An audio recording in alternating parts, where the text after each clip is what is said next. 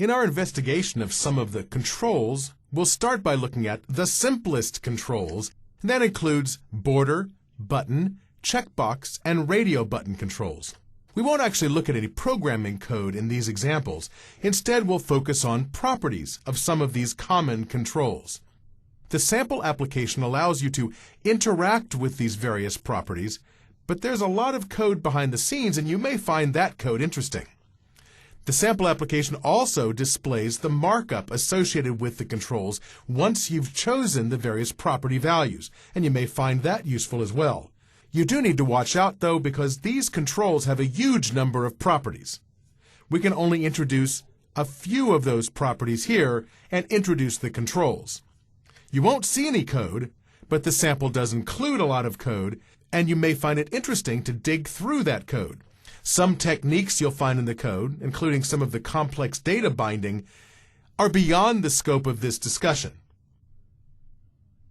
We'll start by looking at the border control. The container controls you may have seen, like the grid or the stack panel, can contain multiple internal controls, but they have no means of displaying a visible border. For that, you use the border control. It accepts a single child control, and normally that control will be some kind of container, like a stack panel or a grid. And it displays a border around that child control. It's definitely a single-use control, but it does what it does well. It has a background property, which can be a brush of some sort. It can be a solid brush, or a brush that inherits from gradient brush, like a linear gradient brush or a radial gradient brush. The border brush property lets you specify the color or a brush for the border of the border control. There's a border thickness property. This border thickness property works much like the margin property you've seen on other controls. You can specify 1, 2, or 4 values. If you specify 1, you get the same border on all 4 sides. If you specify 2 values, you specify the thickness for the left and right in the first value, and the thickness for the top and bottom in the other. If you specify 4 values, you're getting a different border thickness on all 4 sides. You can specify the corner radius property, which allows you to specify a radius for all 4 corners or individually. So you could have a different rounded radius on each of the 4 corners if that's what you wanted. We'll be working with the linear gradient brush in this example. Many properties accept a brush or something that inherits from a brush as their property value. You can specify a solid color brush or a gradient brush. We'll focus on the linear gradient brush here, which has markup that looks something like this. You may have seen this already. In the border.background property, remember we have to use the object.property syntax because this property is too complex for a single attribute value. We specify a linear gradient brush element. Within there's a collection of gradient stops. Each gradient stop indicates a color and an offset from the edge of the control. Each gradient stop determines where a color appears. In this figure, the white goes from 0 to a quarter, the blend from 1/4 to 3/4, dark gray starts at 3/4 and continues to 1. And that's what that linear gradient might look like. You can even see in the image itself that I have controls that let you specify the stop location for each color. Here, white stops at 0.25, dark gray stops at 3/4 and extends from there. Now, if you want a diagonal gradient, you can specify start point and end point attributes. 0, 0 is the lower left corner, 1, 1 is the upper right corner. So if you do specify start point and end point attributes for the gradient brush, you can specify exactly where the gradient starts and stops on the edge of the container. Now you should also check out the radial gradient brush, which provides a circular gradient. Let's look at the border control and move on from there. I've loaded and run the sample project for this topic named Simple Controls, which is basically just a tab control that contains a number of user controls inside of it demonstrating each of the various controls we'd like to work with. I'm starting with the border control. And clearly what I have here is a border control containing a grid with a lot of stuff inside of it. I can set the border thickness property. Now I've limited the numbers 1 through 10. The border can be as thick as you like. It doesn't matter. And I can set a corner radius property. Again, I've limited this to 11 possible values, but you could choose any angle you like. And the larger the number, the larger the radius of the circle that creates the corner radius. And don't forget that you can use 4 different values for the corner radius. I'm using a single value at this point. We can specify the border brush. I've selected a small subset of available colors here, and I can use that to identify the color of that border. Now, because this is a brush, you could use a linear gradient, or it'd be weird, you could use a radial gradient, but I'm using a solid color brush here. For the background of everything inside the border, I've currently selected a solid color brush. I can change that color to some other color, and you can see down here where it says background, we have lemon chiffon. But you can also use any other kind of brush for the background, including a linear gradient brush. And you can see when I do that, it updates the markup to include a border.background element, which contains a linear gradient brush element, which contains a linear gradient brush.gradient stops element, which contains multiple gradient stops. Now, right now, both of my colors are Alice blue. That doesn't show much off. Let me change that to beige and burley wood. There we are. I just picked random colors there. And you can see that we have a linear gradient from beige to burley wood. On the left-hand side, we're saying start beige, full beige at 0, and end with full burley wood at 1. But I can change those, and again, I've limited these. These can be any decimal value, to subsets of the possible values, and you can see I've got beige all the way across to 0.25 where the gradient starts, all the way to 0.75 where we have solid burley wood, and from there all the way to the edge we have solid burley wood. And you can see that's updated here in the markup for that linear gradient brush. And this is nothing specific to the border, it's just how you create linear gradient brushes anywhere. Well, that's about all we can do with this demonstration for the border control. That's about all the properties you'll want to set for the border control. It can contain a single child control, which in this case is a grid.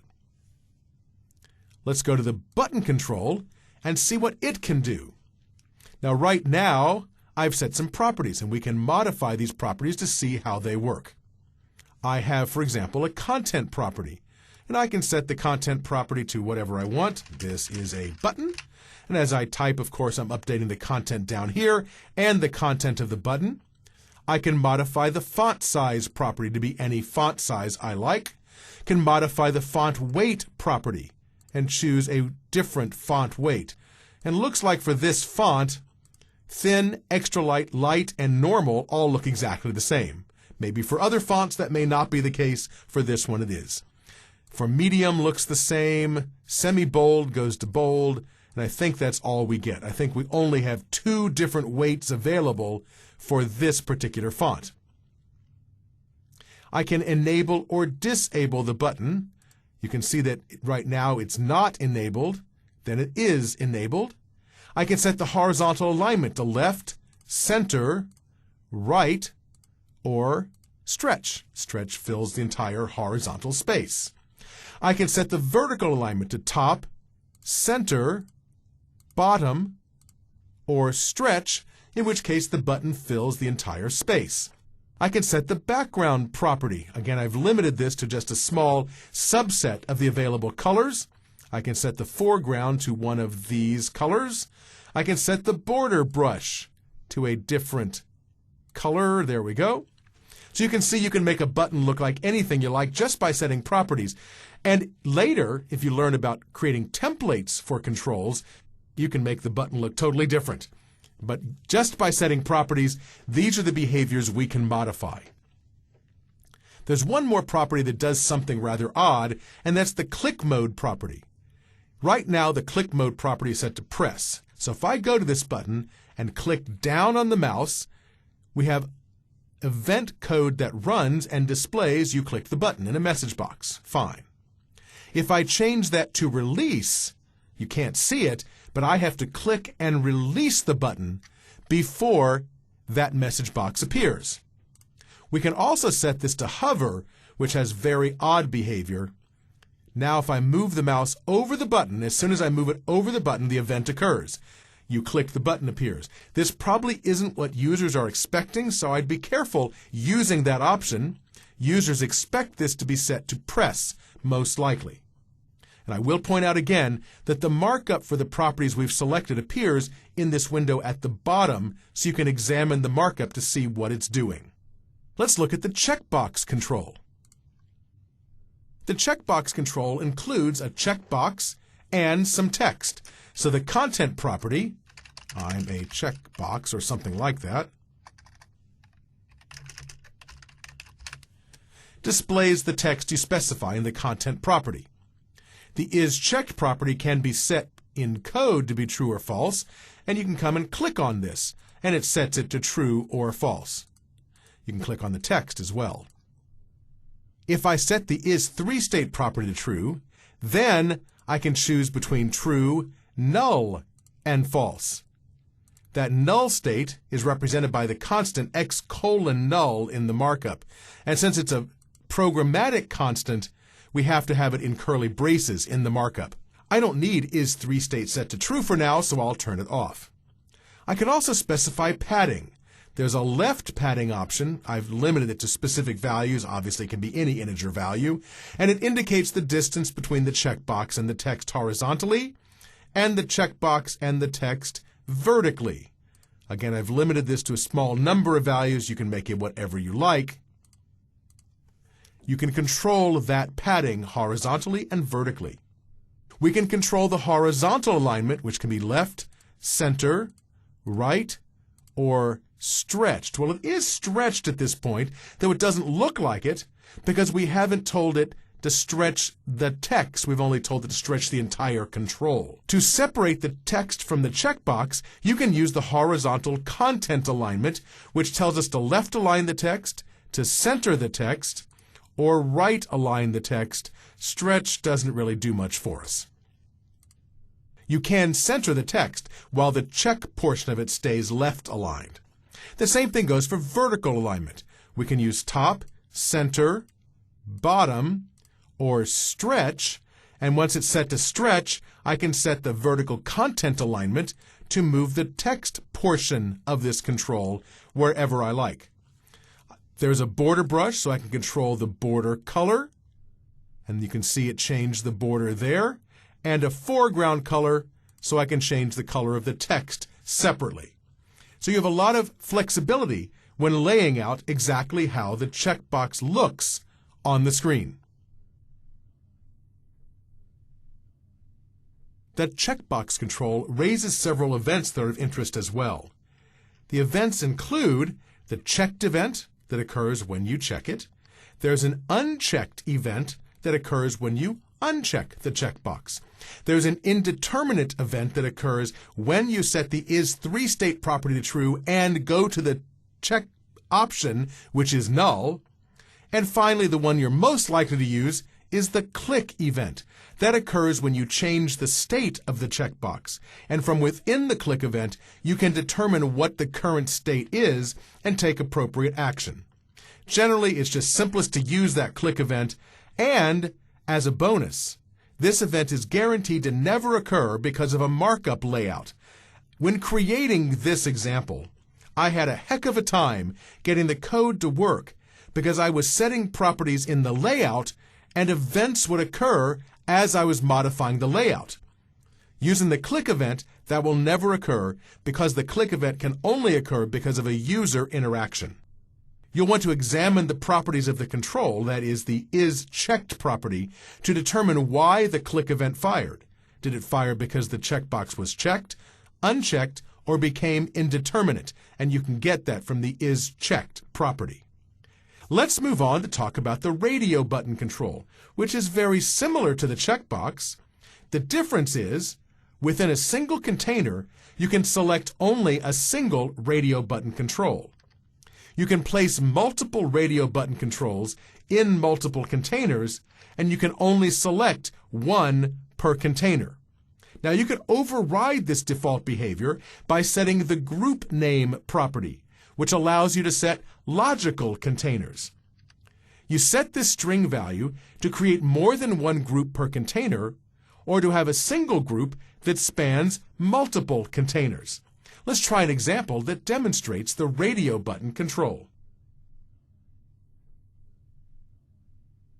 I've selected the radio button page on our sample project, and you can see a bunch of stuff here. There's text, there's boxes, but on the right I have a container containing checkboxes, and you know ahead of time that I can select as many of those checkboxes as I like. There's no restriction on the number of checkboxes you check within a container. On the left-hand side, I have two containers. Each one contains a group of radio button controls. Here, I've colored them to indicate the various groups that they belong to. Blue, Group 1, is contained by this container, and there's no group name set, as you can see down here in the markup.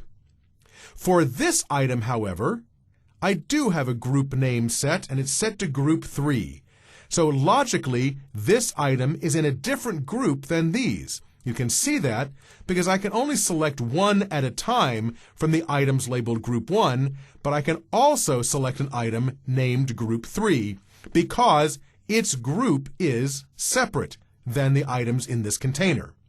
Now down below I have another container, another stack panel, and here I have two groups again. I have Group 2, all of which are defined without a group name setting, and then this item, which has a group name set to Group 3. The group name is just a string, it's arbitrary, it can be whatever you want, but if you make it match some other item, then you can only select one of the items at a time in that group, although I can select here one of the items in Group 2 as well. This allows you to group things physically in containers and group them logically using the group name property.